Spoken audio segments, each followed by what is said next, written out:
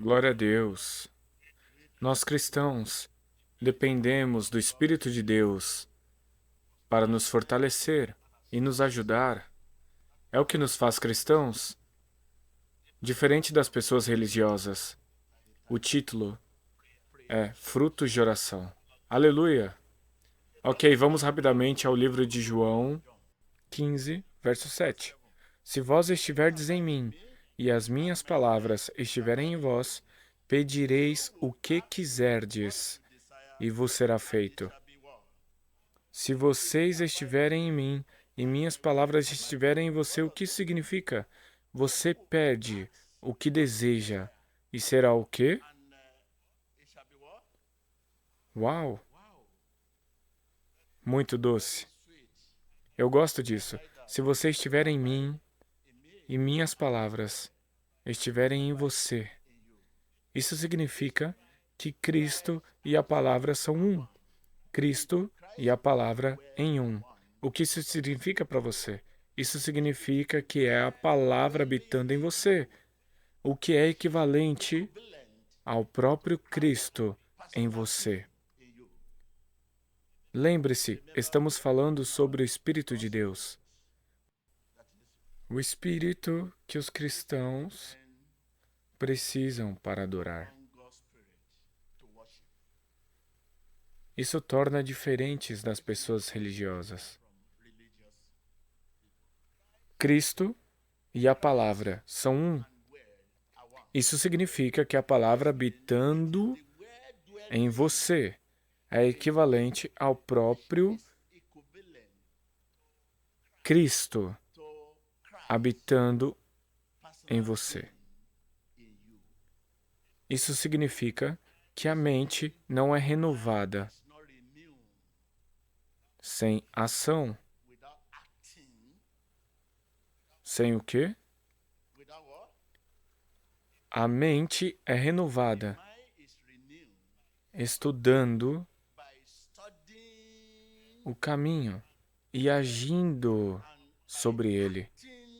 Você pode estudar o caminho por anos. Se não agir,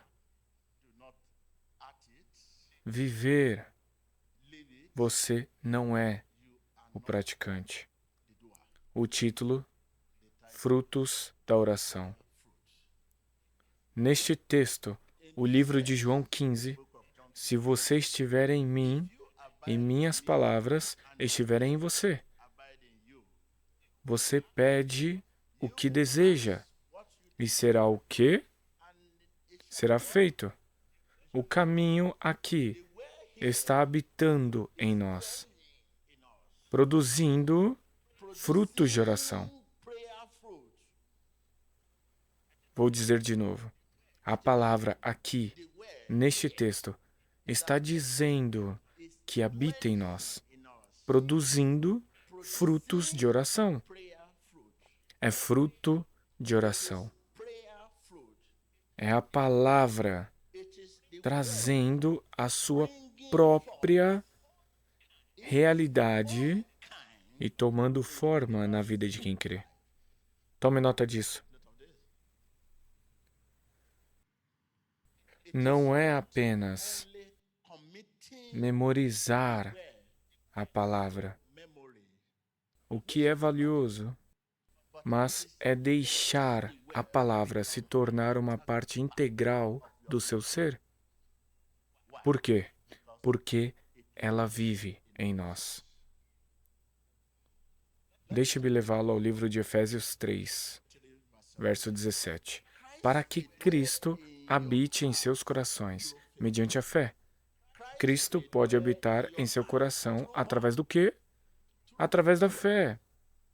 O que isso significa? Significa Cristo habita em nossos corações pela fé. A fé vem do espírito do homem, não da mente do homem. Cristo habita em nossos corações pela fé. A palavra constrói a natureza de Cristo. Levante sua Bíblia. Isso constrói a natureza de Cristo.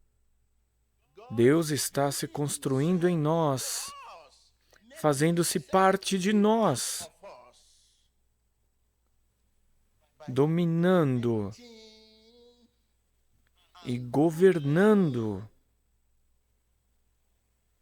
satisfazendo nossa natureza espiritual. Levante suas Bíblias novamente. A palavra constrói a natureza de Cristo. Você não pode construir alguém espiritualmente com filosofias ou teorias do mundo ou na história do mundo. Nos tornamos espirituais ao viver na palavra e ela vivendo em nós. E você lê a Bíblia e diz: Jesus é o Senhor, Jesus é o Senhor, amém, amém. Você está dependendo do Espírito de Deus para ensinar as pessoas? Se você não está dependendo do Espírito de Deus para ensinar as pessoas, você está apenas ensinando histórias. Diga ao seu vizinho: você está ensinando histórias às pessoas. Quando você não depende do Espírito de Deus para ensinar, você está ensinando histórias às pessoas. Isso se torna história sem o Espírito de Deus. Isso se torna apenas mera história. História sobre Elias, Eliseu, Moisés, sobre Jesus Cristo e você mesmo. Se você não está dependendo do Espírito de Deus para ensinar as pessoas, você está ensinando histórias a elas.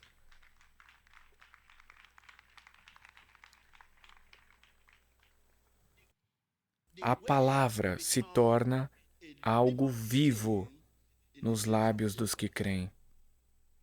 Se você não está dependendo do Espírito de Deus para ensinar, para pregar como pastor, se você não está dependendo do Espírito de Deus para pregar esta mensagem, e você se baseia apenas em algo que você aprendeu, ou se baseia no seu entendimento de algum conceito, ou se baseia no seu entendimento de literatura, ou se baseia na sua habilidade de falar, e você no fim diz que Jesus era um homem santo, você estará apenas ensinando histórias e literatura.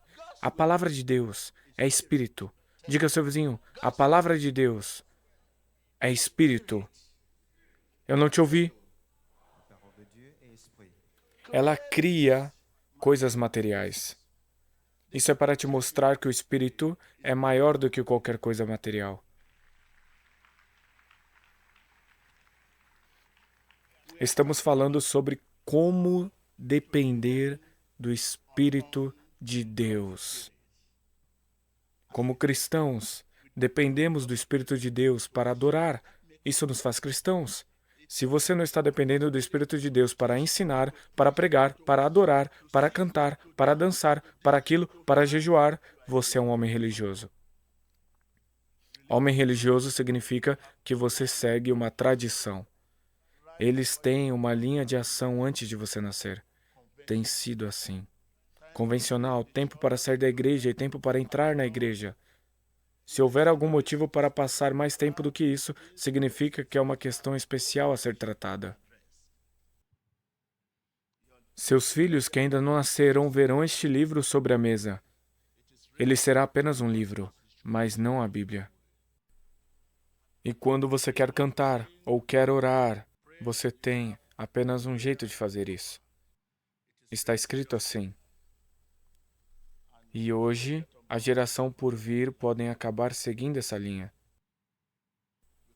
Nós chamamos isso de atos de religiosidade. Tudo está no livro. A religiosidade acabou entrando na nossa vida cristã hoje. A religião te dita o que deve fazer e o que deve seguir. Jesus foi levado à montanha, foi levado a jejuar. Você também deve ser levado a jejuar. Mas hoje a religiosidade se misturou. Tanto a religião e cristianismo não sabemos a diferença, as pessoas estão confusas. É como se escolhêssemos só partes da Bíblia para seguir, porque você também não anda sobre o mar como Jesus fez. Escolhemos o que é fácil de fazer e alcançar, então tornamos isso uma religião. Se dependemos do Espírito de Deus para adorar, não há controvérsia. Se eu dependo do Espírito de Deus para adorar a Deus, não vou ficar aqui e começar a condenar outras pessoas, porque Deus me deu um mapa que devo seguir. Então, não vou duvidar e começar a dizer que aquele homem não é bom, aquele homem não é bom, aquele homem não vai bem. Ódio e ciúmes começam a surgir porque somos todos religiosos. Mas quando você depende do Espírito de Deus para adorar, você não vai ficar e começar a condenar outras pessoas. Pessoas aqui, pessoas lá, você cuida da sua vida. Se você não pode ajudar aquele homem, deixe-o. Se você pode ajudá-lo, ajude-o, liberte-o. Sim. Se eu não posso te libertar e não posso te ajudar, vou cuidar da minha vida. Mas se eu puder te libertar, vou encontrar tempo, entrar no seu ministério e te ajudar do jeito que eu posso. Eu posso libertá-lo assim. O caminho de Deus é mais longe do que qualquer outro. Então, a desunião na igreja hoje é resultado da religiosidade. Qual é a causa da desunião? A religiosidade. Não estamos dependendo do Espírito de Deus para adorar a Deus. Se você depende do Espírito de Deus para adorar a Deus, sua própria parte da tarefa é enorme. Você não vai invejar outra pessoa, você ficará satisfeito. É enorme. A parte que Deus me deu é tão enorme, não posso invejar qualquer outra pessoa. Mas quando você é um homem religioso, tudo ao seu redor vai te influenciar, vai te intimidar. Quando digo religiosos, são os que vivem pelos sentidos. Eles vivem pelo que vem. Quando você começar a viver pelo que vê, não importa o conhecimento da Bíblia que você tem, você é um homem religioso.